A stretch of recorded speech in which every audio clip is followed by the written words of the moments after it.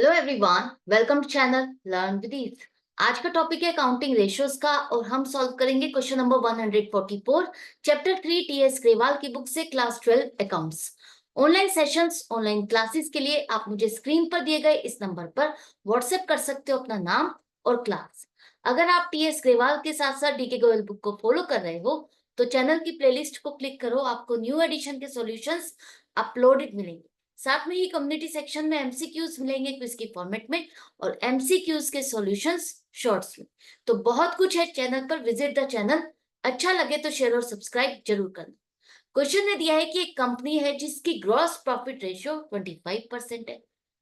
आपसे पूछा गया है कि अगर ये ट्रांजैक्शंस की जाती है तो इसकी ग्रॉस प्रॉफिट रेशियो पर क्या इंपैक्ट पड़ेगा। तो फर्स्ट ट्रांजैक्शन है आपकी, आपने स्टॉक खरीदा, 50,000 का स्टॉक खरीदा। अगर आपने ये स्टॉक खरीदा तो कहाँ इंपैक्ट आएगा, आपका परचेज इंक्रीज होगी। परचेज इंक्रीज होगी तो आपका क्लोजिंग स्टॉक भी इंक्रीज होगा।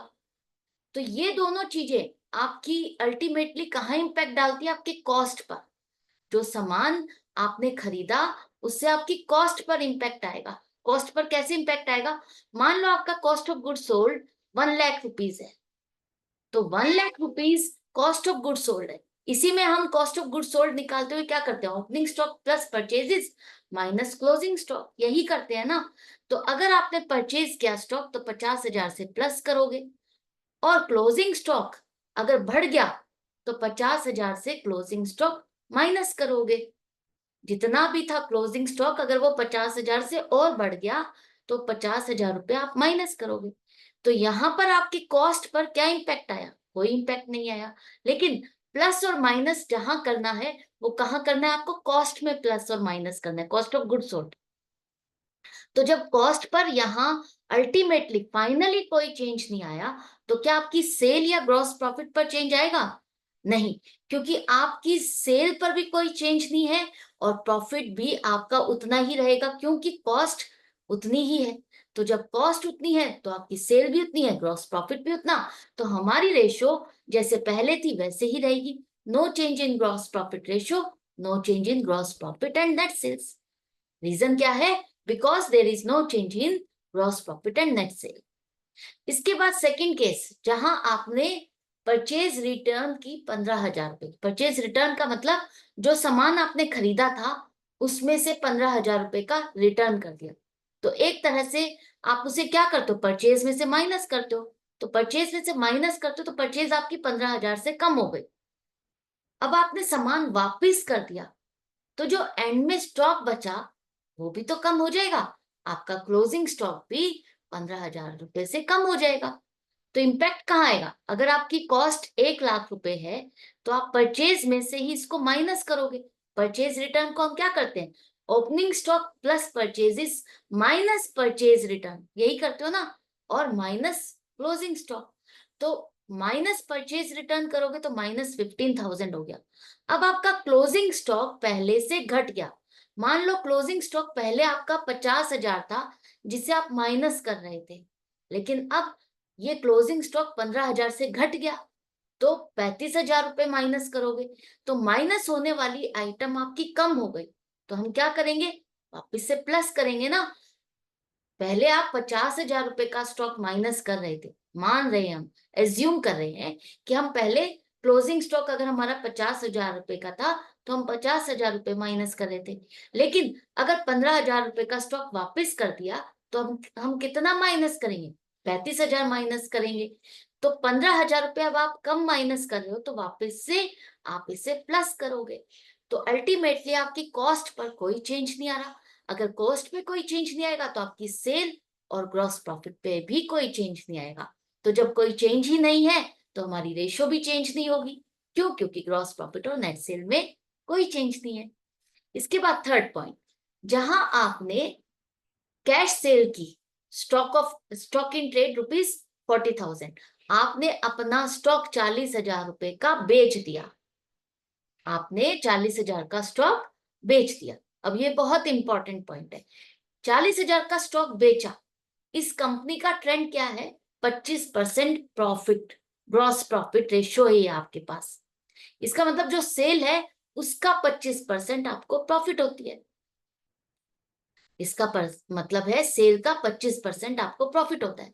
तो अगर आपने स्टॉक बेचा तो क्या होगा, क्लोजिंग स्टॉक घट जाएगा 40,000 से, और आपकी सेल बढ़ जाएगी 53,333। अब ये फिगर कहां से आई, समझो। यहां पर देखो, अगर आपकी सेल 100 रुपए की है तो आपका 25% प्रॉफिट होता है सेल का 25 रुपए। तो सेल में से अगर प्रॉफिट को माइनस करोगे तो क्या आएगा, कॉस्ट आएगी। तो कॉस्ट हमारी 75 रुपीज है। तो जो स्टॉक आपने बेचा उसकी कॉस्ट 40,000 रुपए है, तो हमारी सेल क्या हो जाएगी, 53,333। क्योंकि हम अपनी कॉस्ट पर सामान नहीं बेचते, उसमें कुछ ना कुछ प्रॉफिट का मार्जिन ऐड करके बेचते हैं। तो 53,333 की आपकी सेल होगी। राइट, ये आपको समझ में आ गया। अब देखो कॉस्ट पर क्या इम्पैक्ट आया। कॉस्ट आपकी 75,000 की जगह, हम ये मान के चल रहे हैं हमारी 1 लाख की सेल हुई, तो 25,000 का प्रॉफिट होगा और 75,000 की कॉस्ट होगी। यही मान के चलोगे। तो 75,000 की अगर कॉस्ट है, ऑलरेडी 75,000 की आपकी कॉस्ट थी, आपने 40,000 का स्टॉक और बेच दिया, तो क्या होगा, 40,000 से आपका क्लोजिंग स्टॉक घट गया। घट गया ना। तो क्लोजिंग स्टॉक अगर आपका 50,000 था, अब वो 10,000 का रह गया, तो आप 10,000 ही माइनस करोगे। तो 10,000 माइनस करने की बजाय आपने 50,000 जो माइनस किए हैं, तो वापस 40,000 ऐड करोगे। वैसे भी सोचो, अगर आपने सामान बेच दिया तो वो आपकी कॉस्ट में ऐड हो जाएगा। तो कॉस्ट में ऐड होगा तो क्या होगा, 75,000 प्लस 40,000, कि हमने इतना सामान बेच दिया। तो 1,15,000 आपका कॉस्ट ऑफ गुड सोल्ड होगा। सेल हमारी 53,333 से बढ़ गई, तो 1,53,333 हुई। ग्रॉस प्रॉफिट क्या हुआ आपका, ग्रॉस प्रॉफिट अब आपका 38,333 है। पहले 25,000 था, अब ये प्रॉफिट है। अब हम इस नए फिगर के साथ अगर कैलकुलेट करते तो हमारी रेशियो क्या आएगी, 38,333 अपॉन 1,53,333 मल्टीप्लाइड बाय 125%। क्यों, क्योंकि हमारा प्रॉफिट मार्जिन जो हम रखते हैं वो सेल का 25%। तो जब सेल भी उसी प्रोपोर्शन में बढ़ी और उसी प्रोपोर्शन में आपका कॉस्ट, हमने सेल को उसी प्रोपोर्शन में किया, तो हमारा प्रॉफिट मार्जिन उतना ही रहेगा। चेंज कैसे होगा, चेंज नहीं होगा ना। तो जब जो ट्रेंड चल रहा है, हम उसी ट्रेंड में अगर सेल कर रहे हैं किसी चीज को, तो हमारा प्रॉफिट मार्जिन वही रहेगा। तो there is no change in gross profit ratio, as gross profit and net sales are increased but no change in percentage। जो हमारा प्रॉफिट अर्निंग का परसेंटेज है वो चेंज नहीं हो रहा, वो जैसा था पहले वैसे ही है। क्योंकि हमने जो अब 40,000 का स्टॉक बेचा, वो भी हमने 25% प्रॉफिट के हिसाब से बेचा है। राइट, इसके बाद है फोर्थ पॉइंट। यहां पर कहा है कि आपने स्टॉक को विड्रॉ किया पर्सनल यूज के लिए। जो 20,000 का स्टॉक आपने खरीदा था, वो पर्सनल यूज के लिए विड्रॉ कर लिया। अब जब पर्सनल यूज के लिए विड्रॉ किया जाता है तो वो क्या हो जाता है, आपकी ड्रॉइंग्स हो जाती है। और उस केस में आपकी एंट्री क्या बनती है, drawings account debit to purchases. To purchase, आप परचेज को क्रेडिट करो। एक तरह से ये समझ लो, जो सामान आपने खरीदा था बिजनेस के लिए, और वो बिजनेस के लिए नहीं है, पर्सनल यूज के लिए। तो जो आपने परचेजेस में 20,000 का स्टॉक ऐड कर दिया था, वो आपको माइनस करना होगा, क्योंकि ये बिजनेस में तो यूज हो नहीं रहा। तो माइनस कर दो 20,000। और ये जब स्टॉक बिजनेस में है ही नहीं, तो जो आपने क्लोजिंग स्टॉक इंक्रीज किया हुआ था वो भी कम हो जाएगा 20,000 से।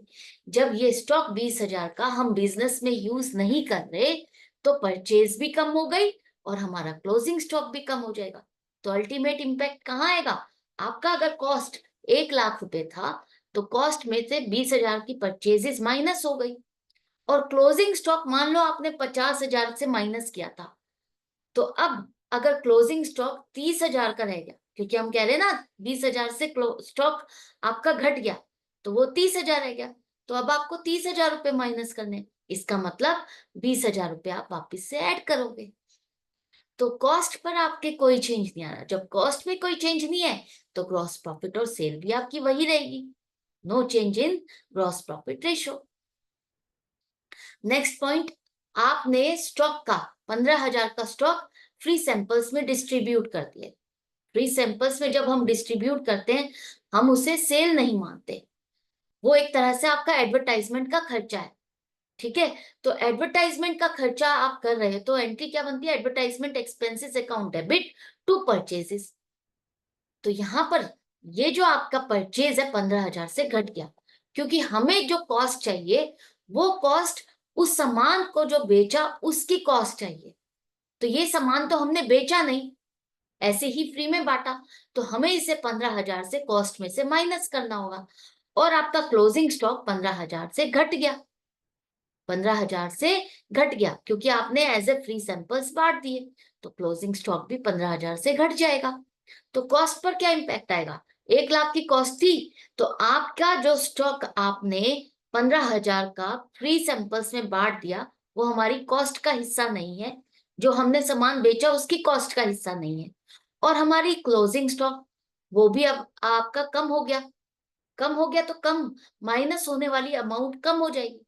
मान लेते क्लोजिंग स्टॉक आप 50,000 रुपए माइनस कर रहे थे पहले, अब 15,000 रुपए से क्लोजिंग स्टॉक कम हो गया तो 35,000 का रह गया, तो आप 35,000 रुपए माइनस करोगे ना, 35,000, 50,000 नहीं, तो इसका मतलब 15,000 रुपए आपको ऐड करने। तो कॉस्ट पर हमारे कोई भी चेंज नहीं आया, तो ग्रॉस प्रॉफिट रेशियो पर भी चेंज नहीं आएगा, क्योंकि हमारी ग्रॉस प्रॉफिट और नेट सेल्स जैसे पहले थे वैसे ही। तो आई होप आपको ये एनालिसिस समझ में आ गया है, सभी ट्रांजैक्शंस में कोई डाउट या कंफ्यूजन नहीं रही होगी, लेकिन फिर भी है तो आप कमेंट सेक्शन में लिख करके पूछ सकते हो। हम मिलेंगे नेक्स्ट वीडियो में नेक्स्ट क्वेश्चन के साथ। Good bye and take care.